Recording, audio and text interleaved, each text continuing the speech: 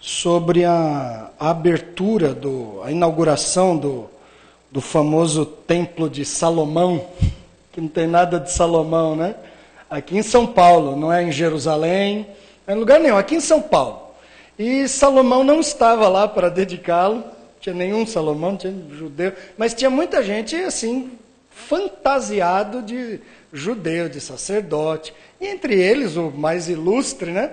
O Edir Macedo estava com uma barbona assim, acho que ele queria parecer com Arão, um quipá de judeu, uma veste sacerdotal, algo assim bizarro para o meio do cristianismo, mas muito mais bizarro do que as vestes, do que a pompa, do que a tentativa de fazer renascer o templo de Israel que caiu, que não tem sentido no cristianismo, templo que tenta tomar o lugar do templo do Espírito Santo que somos nós individualmente, e a igreja reunida também. Além dessas bizarrices, parte da mensagem que ele pregou num vídeo que eu assisti foi assim, algo muito pior. Ele disse o seguinte a certa altura, falou assim, a nossa obrigação, dizendo lá nossa igreja, né, não é abençoar vocês. Nossa obrigação é fazer vocês serem ricos, serem prósperos. Ou seja, bênção espiritual, não queremos saber nada delas. Não nos importam, não nos interessam. Para a gente o que importa é dinheiro no bolso. Bênção espiritual, santidade, pureza, paz, consolo. Isso aí a gente dispensa tudo. Isso aí procure uma igreja batista. Igreja batista, presbiterianas que preguem sobre consolo, sobre santificação. Aqui o nosso negócio é fazer dinheiro. E a gente quer encher o bolso de vocês, para vocês também encher os nossos cofres. Foi isso que ele falou. Com outras palavras, ele disse o seguinte, é interessante para a gente abençoar vocês financeiramente, porque aí vocês devolvem mais, né? Olha só que conceito de vida, que conceito do que é alegria. Cadê o alegrai-vos no Senhor? Não, alegrai-vos no dinheiro, alegrai-vos com a sua conta bancária, alegrai-vos com o carro que dirigis, alegrai-vos com a namorada que tendes, com o namorado com quem irás casar, né? Alegrai-vos nos filhos, nas viagens ao exterior, alegrai-vos no seu apartamento mobiliado, alegrai-vos com muita prosperidade. Sabe o que eu não tenho mais ouvido há muito tempo? Um termo que se chama alegria da salvação. Lembra dele? Lembra quando se falava de alegria da salvação? Será que é um termo inventado por pastores? Sabe, o pastor Carlos inventou? Foi o senhor que inventou esse termo, pastor Carlos? Não foi não, né? Sabe por que não? Porque essa é uma expressão bíblica. O Salmo 51, 12 diz assim, restituí-me a alegria da salvação e sustenta-me com um espírito voluntário. Essa aqui é parte de uma oração de Davi, pedindo para ele que tinha se embrenhado no pecado, se afastado do Senhor, perdido essa alegria da salvação, de andar em comunhão com o Senhor, de ser um receptor cônscio das bênçãos do Senhor. Isso aí tinha ficado nublado no meio do pecado. Olha lá, é o texto que está aqui, olha só. Restitui-me a alegria da tua salvação. E aí a pergunta é, que alegria é essa? Há bastante tempo atrás, essa pergunta não precisaria ser feita. Mas e hoje, com tanta alegria por aí? Com tanta felicidade forjada na forja do mundo, na forja da sociedade, na forja da economia, na forja dos relacionamentos, no meio de tanto tipo de alegria e felicidade. Como entender o que é a alegria da salvação? Bom, então nós vamos ter que pensar sobre a salvação. O que há na salvação para que seja nos motivo de alegria? E aí eu pergunto, qual é o texto mais famoso da Bíblia que fala sobre salvação? Aliás, eu acho que é o texto mais famoso da Bíblia, de qualquer assunto. Qual é? Eu vou dar uma dica. Começa com Jô e termina com Ão 3,16. Como é que é? Vamos saber exatamente. João 3,16. Agora que vocês adivinharam, vamos abrir lá. Abra aí sua Bíblia. Dá para projetar aqui? João 3,16. A maioria, todo mundo, olha lá, está projetado ali, devia saber de cor esse texto, né? O texto que diz assim: porque Deus amou o mundo de tal maneira que deu o seu Filho unigênito para que todo aquele que nele crê não pereça, mas tenha a vida eterna. Isso aqui é um resumo da obra da salvação. O Senhor deu seu Filho para perdoar o nosso pecado e nos salvar. O que há nessa mensagem que possa ser chamado ou que possa nos prover de alegria da salvação? O que você vê? Vamos tentar encontrar algumas coisas aí? O que aí é motivo? Ou isso aí é só teologia? Só uma coisa para teólogo, para filósofo? Está cheio de filósofo aqui, aliás. Entendeu? É para eles esse texto? Ou isso aí se relaciona conosco e pode mudar não só a nossa vida, mas o nosso próprio modo de encarar o mundo, nos fazer ter uma alegria genuína e que não depende do dinheiro no bolso, do carro na garagem, dos móveis chiques dentro da casa. O que você nota aí que seria um motivo para a sua alegria? Pode falar. Como? O amor de Deus. Olha, primeira opção aí. Quem mais? O que você notou aí? Como? Não perecer. Opa, isso aí tem tudo a ver conosco. O que mais? Ah, pronto. Então vamos basear nesses 3 pontos aqui que falaram. O amor de Deus, o que mais que falou? Não perecer. E o quê? Vida eterna.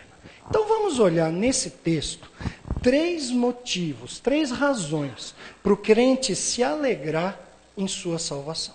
E vamos ver se esses motivos são válidos, se há razoabilidade para nos tornar de fato alegres e como isso nos toca pessoalmente. Não é só como toca o outro, como toca a mim, como crente, como alguém alcançado pelo Senhor. Então, a primeira razão para nos alegrarmos, numa alegria genuína, verdadeira, a famosa alegria da salvação, é a demonstração do amor de Deus. Olha a primeira parte do versículo. Porque Deus amou o mundo de tal maneira que deu o seu Filho unigênito. Está aqui, esse pedaço. Deus amou o mundo de tal maneira que deu o seu Filho unigênito. Então vamos entender que tipo de amor é esse. O que nesse texto dá alguma pista se esse amor é grande, se é pequeno? Tem alguma expressão aí que ajuda a entender a intensidade e a natureza desse amor? Ah, tal maneira. Quando que a gente usa esse tipo de linguagem? Estava frio de tal maneira que eu mesmo com muitas blusas, eu passei muito frio. O panelão estava sujo de tal maneira que nem o Tiago quis lavá-lo. Né? Para quem lembra de alguns retiros aí atrás, né? Não precisava de uma expressão superlativa assim, a panela podia estar, né? Não podia estar limpinha, também não ia lavar nada. Então, essa expressão de tal maneira enfatiza o quê? O tipo do amor de Deus. Se até aí a gente fica impressionado com esse amor, aí vem até onde ele chegou, a ponto de dar o seu filho. O que significa alguém dar o filho? Entregar o filho. Entregar o filho para quê? Dar de maneira que deu o seu filho unigênito. Deu para adoção. Deu para o alistamento militar. Deu para um trabalho, deu para o vizinho. O que aconteceu com Jesus? Do que esse texto está falando? Vamos lá, participando. Deu Jesus para quê? Peraí, não, eu não entendi direito. Para morrer? Não, um pai não faria isso com o filho, obviamente, né? Pois foi exatamente isso que o Senhor fez. Ele não o fez no sentido de perder o filho, mas no sentido de nos ganhar para si, de fazer Jesus pagar com a sua morte o sacrifício que nos era reservado, o castigo que nos estava preparado, e acreditem, sem dar desconto nenhum. A gente pensa, Jesus era filho, né? Vamos fazer preço de família, né? Para o meu filho é 50% de desconto, você paga só metade do pecado dos crentes. Não, o pagamento foi integral. Mas tem o seguinte, os crentes estão pecando, né, ao longo da vida, ao longo de toda a história, Jesus chegou lá e pagou à vista. À vista tem desconto. Não teve desconto. O tamanho do amor de Deus por nós foi tão grande, somente com uma comparação como essa é capaz de mensurá-lo, porque não tem como descrevê-lo com outras palavras, só com uma comparação. Ele foi tão grande que Jesus, sendo Deus, não tendo nenhum pecado, não tendo a menor obrigação de morrer ou o menor constrangimento de fazer nada por nós, ele não somente se voluntaria para isso, como o Pai o entrega no nosso lugar e o pune integralmente pelos nossos pecados. Essa demonstração de amor não tem paralelo. Nós podemos pensar em algumas demonstrações de amor muito grandes na nossa realidade, na realidade humana. Pense em alguma. Eu já pensei numa aqui. Eu lembrei, sabe do quê? Daqueles bombeiros. Opa, muito obrigado. Eu pensei naqueles bombeiros. Você poderia abrir aqui para mim, por favor? Não, já foi. Peraí, aguenta aí. Eu vou soltar aqui. De microfone não dá, né? Estava precisando mesmo. Aí. Pronto, minha voz voltou. Então, eu lembrei daqueles bombeiros do World Trade Center. O que será que aqueles homens esperavam? Um prédio, quantos andares tinha aquilo? 130 e tantos andares, se eu não me engano. 400 metros de prédio. Os dois atingidos por aviões. O que aqueles homens esperavam? O que aqueles homens esperavam? Na melhor das hipóteses, enfrentar um fogo terrível, subir 300 metros de escada para tentar salvar pessoas. Eles sabiam do risco. E não só sabiam do risco, o risco era tão real que os abateu. Quando os prédios caíram soterrando e matando eles também, cerca de 300 bombeiros e policiais da cidade de Nova York. Jesus mesmo falou, que maior amor existe que aquele que dá a vida pelo seu amigo. Então nós conhecemos demonstrações de amor no nosso âmbito. Imagine quando essa demonstração vem de Deus, que não tem a mesma dignidade de nós. Um homem morrer no lugar de outro é uma demonstração de amor compatível entre eles.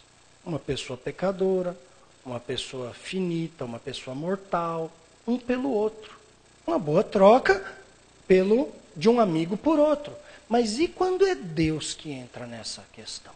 E quando é o Senhor, cuja dignidade é muito superior a de todos nós juntos, todos nós de toda a história. Nós ainda que não só não nos equivalemos à santidade ou à dignidade do Senhor, mas que ainda nos tornamos pecadores desde o começo da história, o que fez a nossa dignidade baixar lá quase no fundo do poço, pois foi por essas pessoas que o Senhor, nos amando de tal maneira, deu seu Filho. Abra aí sua Bíblia. Em Romanos, nós vamos usar bastante a carta de Romanos. Então, se quiser deixar um dedo, um papelzinho lá. Romanos 5,8, que diz assim: mas Deus prova o seu próprio amor para conosco, pelo fato de ter Cristo morrido por nós, sendo nós ainda pecadores. Esse texto aponta na mesma direção, só que ele explica um pouco mais. Diz que o amor de Deus é visto, que o amor de Deus é provado no nosso meio, ele é exemplificado, Ele é conhecido por nós pelo fato de Jesus ter morrido por nós, ter dado a vida por nós. Isso aqui, por si só, é uma prova inegável do amor de Deus. Mas o que ele acrescenta, o que Paulo acrescenta, torna esse amor ainda mais especial, sendo nós ainda pecadores. Ou seja, imagine você, um herói, né, um candidato a herói, valentão, fortão aí, destemido.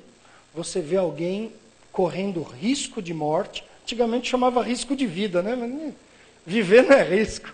Aí os jornalistas mudaram, né? Com risco de morte, e você vai lá, se arrisca, salva, ou talvez até seja abatido pelo risco. Uma demonstração maravilhosa de amor. Mas e quando isso que você faz é por causa de um gato em cima da árvore? Morrer por uma criança, no meio da rua, onde um ônibus desgovernado vai passar por cima dela, é uma coisa. Mas e morrer por causa do gatinho da vizinha, aquele gato manco, tudo, aquele que mia a noite inteira, aquele miado assim, você quer tacar uma pedrada, não salvar ele. E aí você pula lá e morre por causa do gatinho sarnento lá no meio da rua. Será que aí é amizade ou é falta de sabedoria? No nosso âmbito, será falta de sabedoria. Mas aí o que pensar de Deus? Deus, na sua glória, perfeito, morrer por nós, pecadores, gatos mancos e sarnentos? Mas o próprio Deus nos fez com uma dignidade tal que nos coloca acima desses animais. Não no nível dele, mas ele nos aproximou de si pelo seu amor. Nós já éramos dignos no meio da criação. O amor de Deus completou o resto dessa dignidade, nos tirando das trevas e nos colocando na luz. Essa é uma demonstração maravilhosa do amor de Deus. E só de pensar nela, só de pensar que nós somos alvos desse amor, esse é um motivo de alegria para nós. É dizer o seguinte: esse Deus magnífico, esse Deus criador, esse Deus que eu não tenho como descrever com palavras, nem na sua força, nem no seu tamanho, nem no seu poder, nem no seu amor, nem na sua santidade, nem em qualquer um dos atributos. Eu só consigo compará-lo a certas coisas que eu conheço. E mesmo assim, na comparação, eu ponho lá no último botão, aumento até o final para tentar entender um pouco quem é Deus. Esse mesmo Deus me ama de tal maneira que deu seu Filho por amor a mim. Esse tipo de demonstração deve fazer qualquer pessoa aí, triste, desanimada do mundo, que diz: ninguém gosta de mim, né? Ninguém me entende, ninguém me valoriza. Isso tudo deve passar, isso tudo deve cair, pela lembrança desse tipo de amor do Senhor. Ou será que nós valorizamos mais o amor do amigo, a atenção do amigo, a aprovação do amigo, do que o amor do Senhor? Às vezes a gente faz isso, mas aí a culpa não é da teologia, a culpa não é da Bíblia, a culpa não é de Deus, a culpa é da nossa aproximação com o mundo.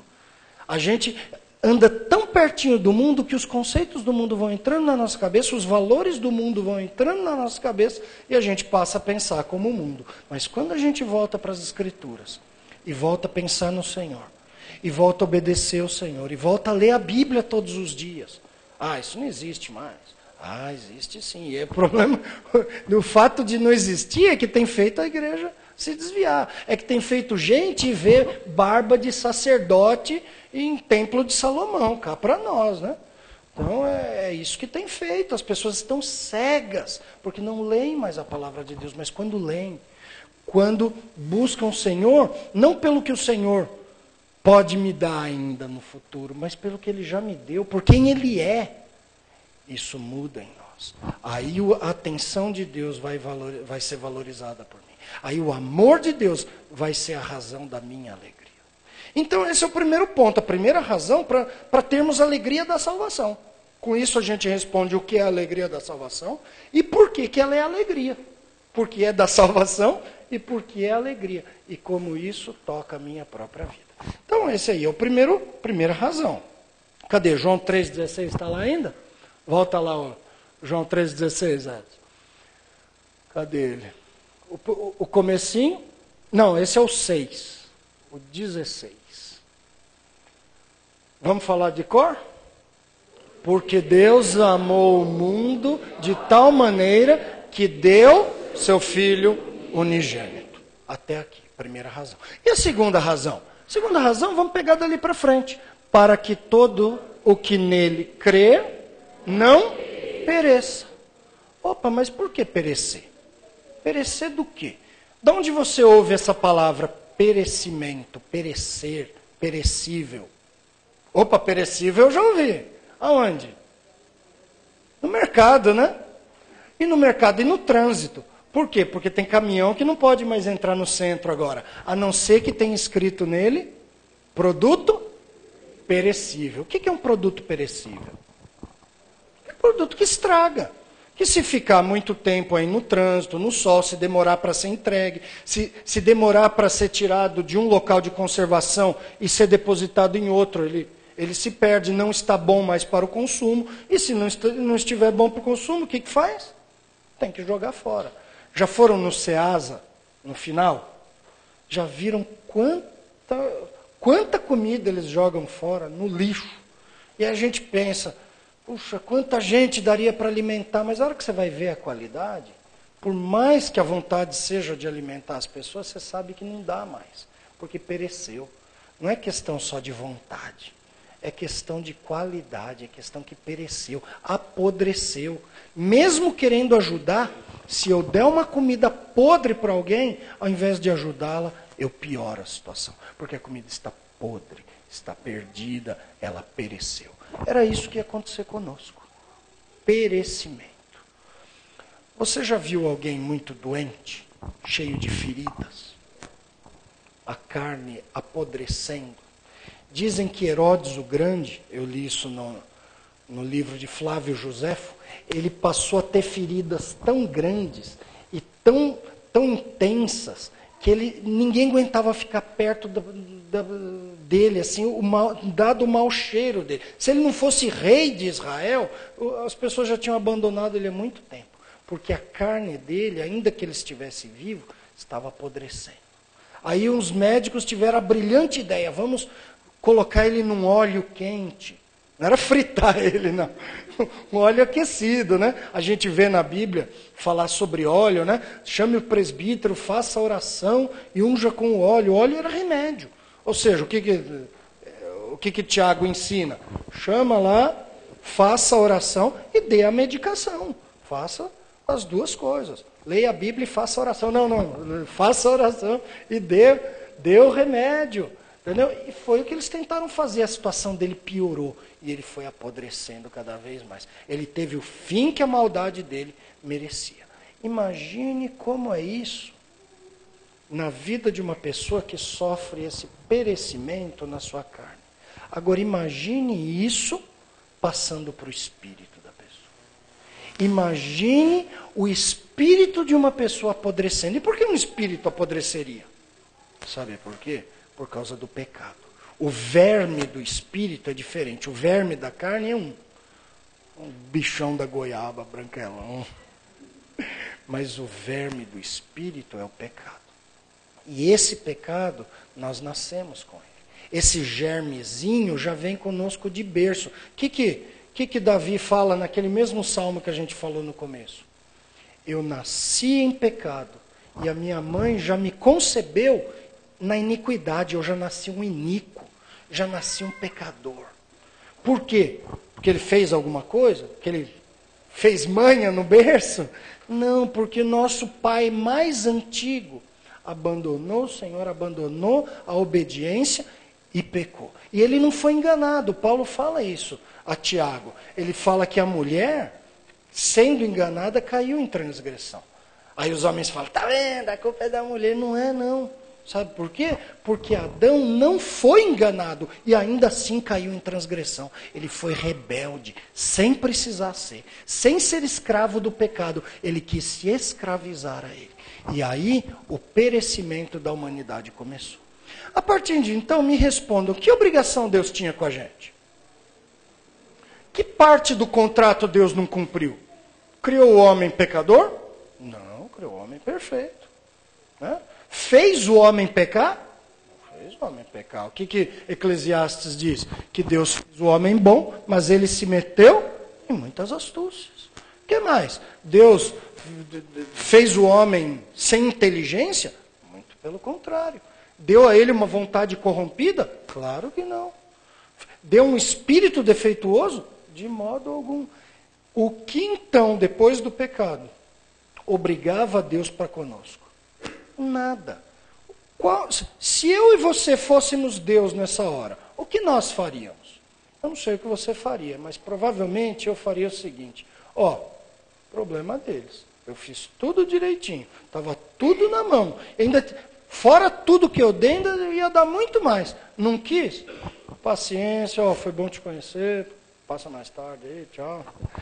Tem que ir ali, vou atender o telefone e tchau, fique por sua conta. Deus podia ter feito isso. E aí o que aconteceria com o homem? Ele pereceria. Mas aí a gente volta para o primeiro ponto. Deus nos amou de tal maneira, e um amor diferente daquele que a gente conhece por aí. Quem é que a gente ama? Quem nos ama também.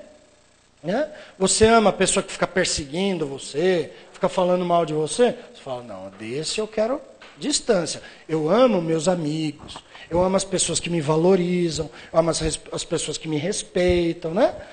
Tem esse pessoal aí que me persegue, tudo bem, eu nem fico guardando muita mágoa, mas se eu disser que eu amo eles, não.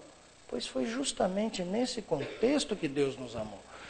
Outro texto diz que o amor de Deus é conhecido não pelo fato de nós termos amado o Senhor, mas que Ele nos amou primeiro e enviou seu Filho como propiciação pelos nossos pecados. 1 João 4,10. Aqui está o amor de Deus. Nesse sentido, o amor de Deus promoveu propiciação de pecados. Para quê? Para que nós não perecêssemos. Não perecêssemos aonde? Num leito de hospital? Não, o perecimento espiritual, o perecimento cujo verme é o pecado, o perecimento que significa afastamento do Senhor, esse se dá num leito de outro lugar, no leito do inferno. O mundo hoje não fala mais do inferno. Aliás, algumas igrejas pedem até de antemão para pregadores convidados não falarem do inferno. Não fala de pecado, não fala de inferno, porque vai ter visitante aí e a gente quer que os visitantes gostem da igreja. Mas gostar da igreja porque não prega a mensagem, está cheio de falsa igreja por aí. Por que as falsas igrejas estão cheias de gente? Porque as pessoas não querem a mensagem verdadeira. Entendeu? E as igrejas de verdade querem imitar as falsas igrejas para obter seus resultados, como se eles fossem santos. Muito pelo contrário. Nesse sentido, nós devemos sempre repetir que o salário do pecado é a morte. E que Jesus disse das pessoas que diziam que o seguiam, mas não seguiam de verdade, nem de coração, ele dizia o seguinte: apartai-vos de mim, vós que praticais a iniquidade. Nunca vos conheci. E o que Jesus fala sobre o lugar, sobre o destino deles? E ali haverá choro e ranger de dentes. E não vai ter dentista lá para resolver isso, não. Isso é o perecimento. E foi desse perecimento que o Senhor nos livrou. Abra então agora em Romanos 8:1 e 2, e veja o que na mensagem da salvação é nos dito a respeito da nossa condição, a nossa nova condição depois de salvos. Acharam aí Romanos 8:1 e 2?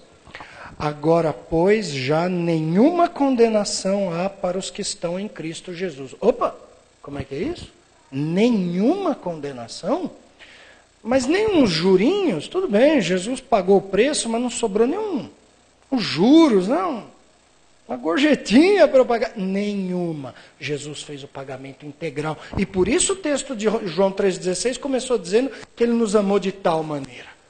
Não era um amor pela metade que ofereceu o filho pela metade para fazer um pagamento pela metade para cancelar o perecimento pela metade. Isso foi tudo integral, porque o amor de Deus é integral.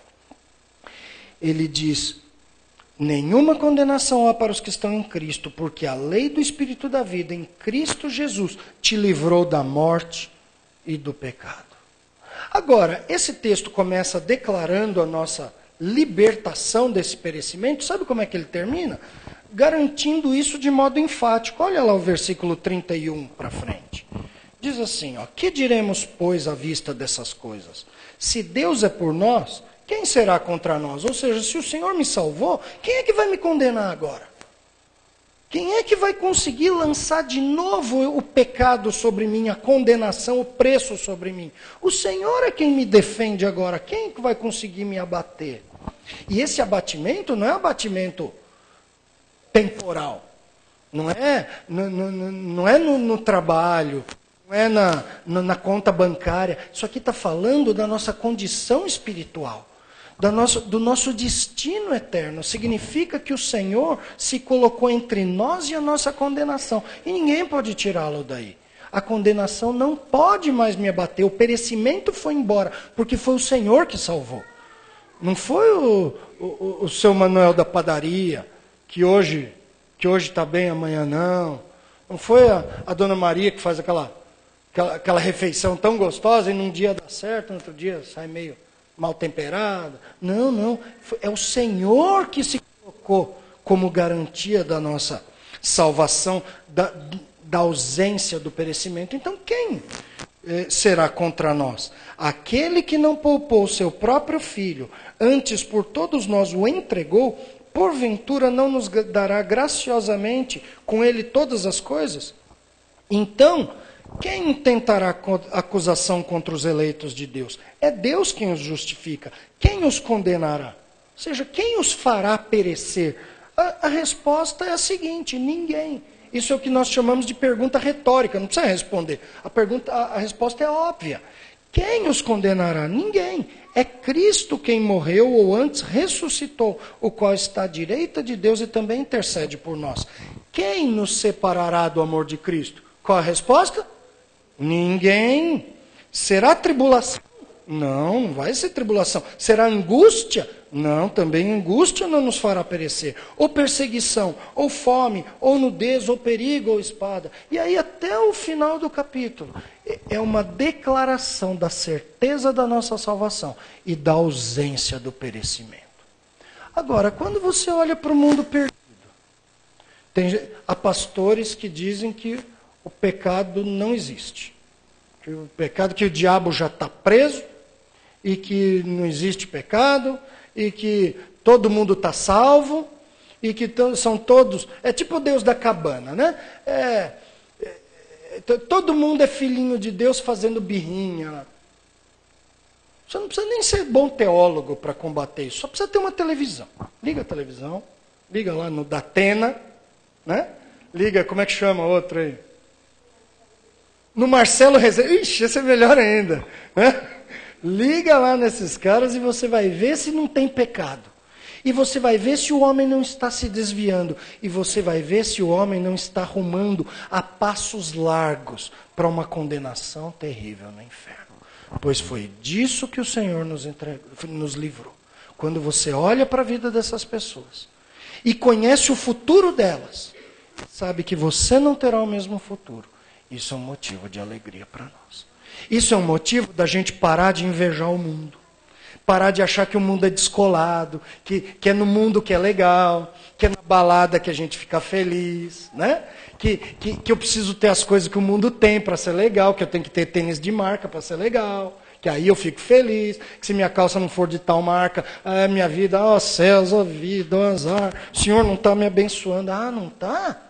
Ele livrou você do inferno. E não só do inferno no futuro, mas desse projeto de inferno no presente. Olha o mundo que virou. Esses dias eu ouvi alguém dizer de uma entrevista que uma feminista deu a um programa de televisão. E dizendo, a gente batalhou tanto aí para ter liberdade, para ter direitos, só que isso foi um tiro no pé. Foi na revista Veja, naquelas páginas amarelas. Ela falou, isso foi um tiro no pé. Porque o que a gente criou foi uma raça de homens que a gente não queria. E agora a gente tem que tolerar eles.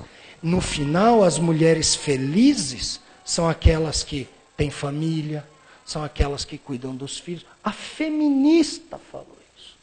Sabe por quê? Porque o inferno está se revelando um pouco para o nosso lado. Está mostrando a podridão dele no nosso tempo. Não precisa ir longe. Se tiver uma televisão, você sair na rua, não precisa fazer nada, não precisa nem ligar a televisão. Saia na rua. Saia na rua no sábado à tarde. Aquele povão no boteco lá. No outro dia cedo, tudo deitado na calçada, vomitando. Isso que é vida para algumas pessoas. Isso é que é felicidade. Deus nos livrou também desse perecimento nessa vida. Se isso não for motivo de alegria para nós, a liberdade dessa escravidão, o que será? Um Mercedes na garagem? Qual Mercedes na garagem é melhor do que a liberdade do pecado e do inferno? Quais são até agora as duas razões de alegria? Demonstração ímpar do amor de Deus e livramento da punição eterna. Vamos falar? Primeiro, demonstração ímpar do amor de Deus. Vamos lá. Demonstração ímpar do amor de Deus. O que é ímpar? Quer dizer, só tem ele. Ímpar, número 1, né? Ímpar, não tem outro igual. Demonstração ímpar do amor de Deus. E segundo lugar, livramento da punição eterna. Vamos falar? Livramento da punição eterna. Mas ainda tem mais. Fala mais, não precisa. Mas tem. Esse é o amor de Deus. É por isso que o texto disse, de tal maneira. Não é de qualquer maneira. É de tal maneira. E a última razão de alegria é o presente gratuito da vida eterna. O que diz lá? Não pereça, mas tenha a vida eterna. O que é vida eterna? O que é vida eterna? Alguns artistas acham que vida eterna é você ser lembrado para sempre. Então eles querem fazer alguma coisa para sempre serem lembrados. No passado, mais do que hoje a gente vive num mundo mais prático. Um mundo que não pensa muito na posteridade. Não pensa, é o aqui e agora. Lembra quando tinha esse programa no SBT? Acho que foi o programa no Brasil que inaugurou esse jornalismo mais bombástico, né? Chamava Aqui e Agora. Pois é exatamente isso. Aí você vê que eu sou velho, né? Lembrar daqui agora, a maioria dos jovens não sabe nem o que é isso. Estou acostumado com Marcelo Rezende, olha lá. Então, a expressão aqui e agora é tudo que preocupa o homem de hoje, mas no passado não, eles se preocupavam com a posteridade. A gente vê isso na Bíblia. Um irmão morria sem ter filhos, o que o outro irmão tinha que fazer? Tinha que se casar com a esposa e ter filhos com ela, que não seriam filhos dele, seriam filhos da linhagem do irmão. Mas para quê? Não é do irmão, é dele. Não, mas o nome vai para... Mas que nome, meu? Que nome? Nome esquece para lá. Nome... A pessoa morreu, para que ela quer nome? Pois antigamente era assim que funcionava. Alguém que não deixava descendência, mulheres estéreis. Basta ver qual era o caso da Diana, né, mãe de Samuel.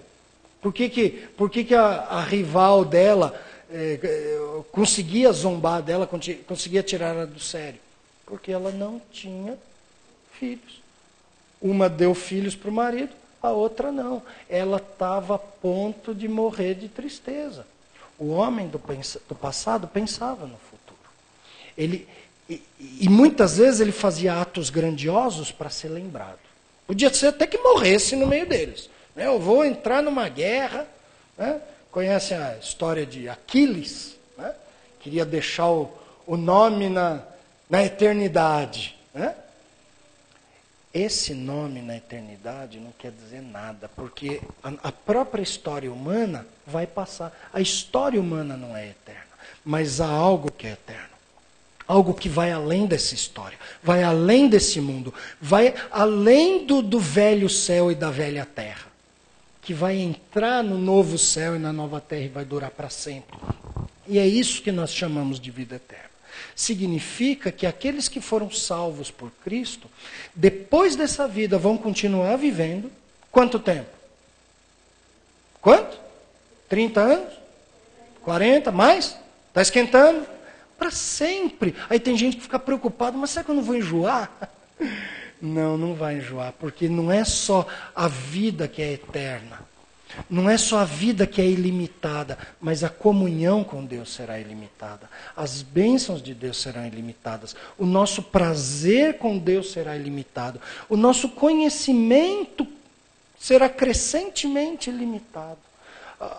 A comunhão que nós vamos desfrutar entre nós, povo de Deus, também será ilimitada. E tudo isso vai compreender o que nós chamamos de vida eterna. É claro que quem perecer, também vai perecer pela eternidade. Também é um tipo de vida eterna. Agostinho de Hipona dizia que a morte eterna, ela será sentida por seres animados. Mas não é animado de... Estou animado, animado de vida, né? De ânimo de vida. Mas ele dizia que vai ser uma condição tão miserável que não dá para pôr o nome de vida nela. Por isso, morte eterna. Os pecadores vão estar vivos, mas a condição deles merece ser chamada de morte, e morte eterna. Mas nós, os que tivermos o perecimento cancelado, nós teremos a vida eterna, não só no seu período, mas também na sua abundância. Aí vai merecer ser chamado de vida.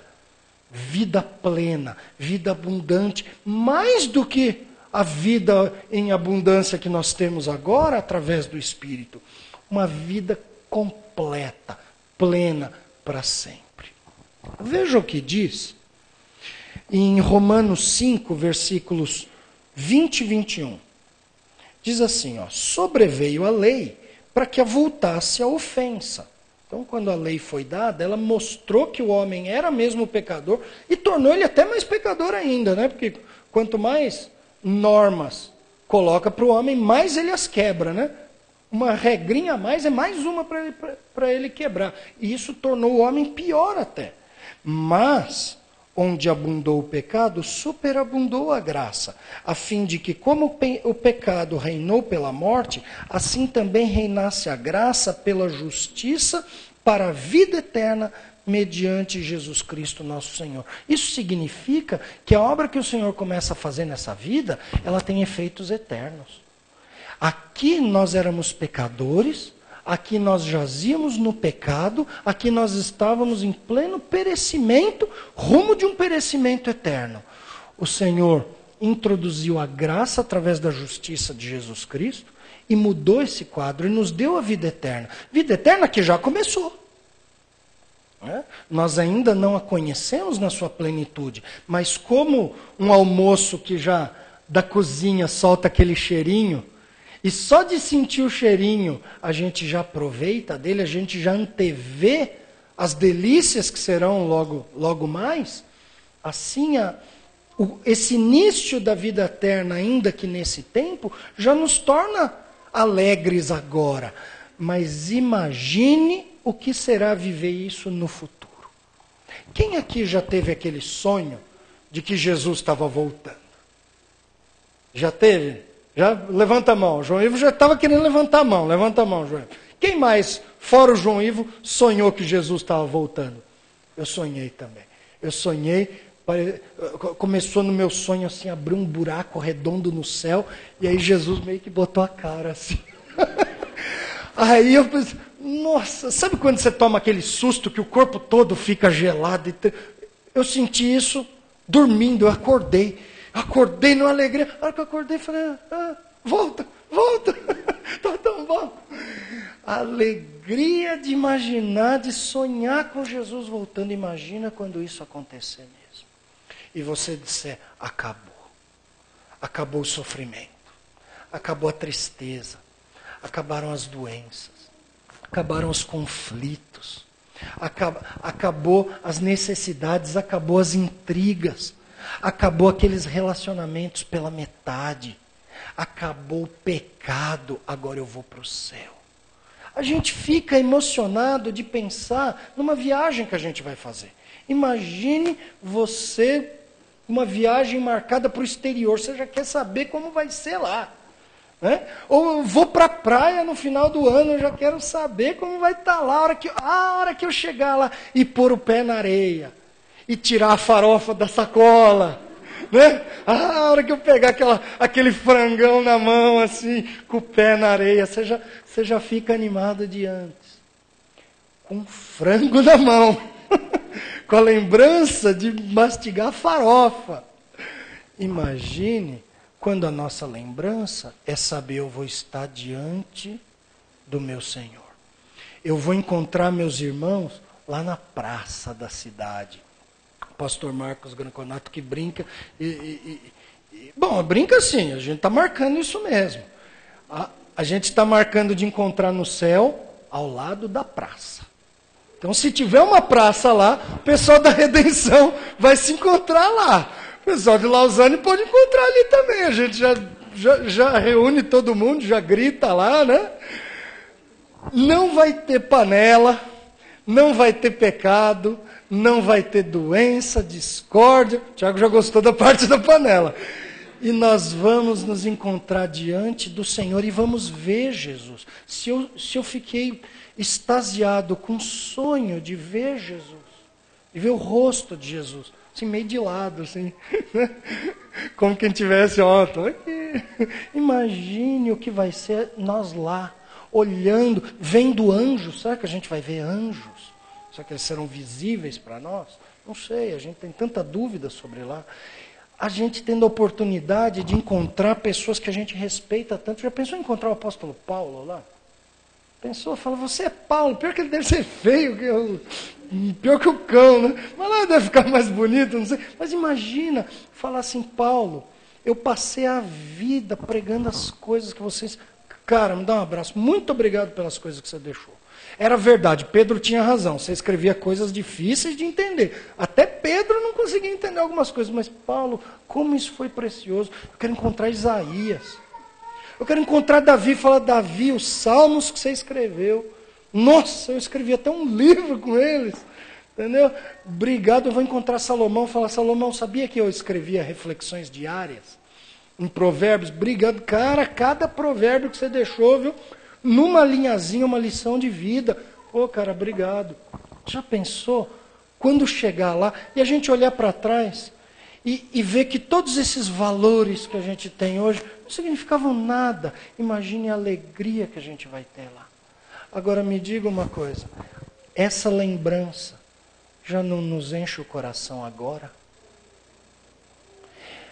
Não é essa alegria da salvação que deve nos encher o coração? Ao invés da falta de alegria porque o carro não é do ano. Porque alguém passou, eu estava todo alegre, alguém passou e riscou meu carro, acabou minha vida. Rasgar as vestes. Pensou? Lá na Redenção, um ano, nós fizemos umas camisas com velcro, para poder rasgar no retiro. Então, fica a dica. Faça uma camisa com velcro e rasgue as vestes, porque o carro não está mais polido, porque o pneu furou. Porque o seu celular novinho, você acabou de comprar, saiu um novo. Não podia esperar mais. Deus deu demonstrações enormes de amor. Que só de pensar nelas, só de pensar no que nós representamos para Deus, no que Deus sente por nós. Não é o que Brad Pitt sente por nós, não é o que o Neymar sente por nós. Pensou ser amigo do Neymar? Pô, seria muito legal, né? Ser amigo do Dunga, esse nem tanto. Pensou ser amigo de um cara famoso? Você já ia ficar todo feliz, mas não é um cara famoso. É Deus, é o Senhor do universo, que me ama de tal maneira. Isso deve encher meu coração. Segundo, olha para onde eu ia, olha para onde eu merecia ir, e olha de onde o Senhor me tirou. Olha o mundo perdido, e eu não sou o mundo perdido. Olha para onde o mundo está rumando, e eu não estou mais rumando para lá. Olha o mundo se perdendo na cegueira, na imundícia, e eu não estou mais nisso. O mundo acha que eu fico preso a um monte de regrinhas, quando eu é que sou livre de verdade, livre dessa nojeira, dessa impiedade. Se isso não nos encheu o coração, o que mais enche? E olhe só o que tem no final. A vida eterna. C.S. Lewis que dizia que a gente tem que andar com um olho aqui e outro na eternidade. E que quando a gente para de pensar na vida futura, a gente começa a errar nessa vida, a gente começa a falhar nessa. E nós não precisamos, nós temos a vida eterna para nós, o que nos deve encher o coração diariamente. Agora me diga, qual é a alegria do mundo? Qual é a alegria que o mundo tem que nós não temos? Qual é a alegria que o mundo tem que nós invejamos ter? Pois eu vou dizer, nenhuma que vale a pena. A única alegria perene, que não depende de circunstâncias, porque a do mundo depende. E a gente sabe que as circunstâncias mudam constantemente e que não tem ninguém aí plenamente alegre. Que só em revista Caras, só em video show, que o artista está sempre sorridente, né? Desligou a câmera, ele tira o sorriso e guarda no bolso, porque ele sofre as mesmas coisas que nós, se não até mais. A alegria perene vem da salvação. Demonstração do nosso Deus de amor, do livramento do perecimento, do livramento da punição e do presente gratuito da vida eterna. Pastor Carlos, vem aqui. Ore por nós. Ore alegremente por nós. Agradeça a Deus por tamanha alegria, por tamanha felicidade perene que o Senhor tem nos dado.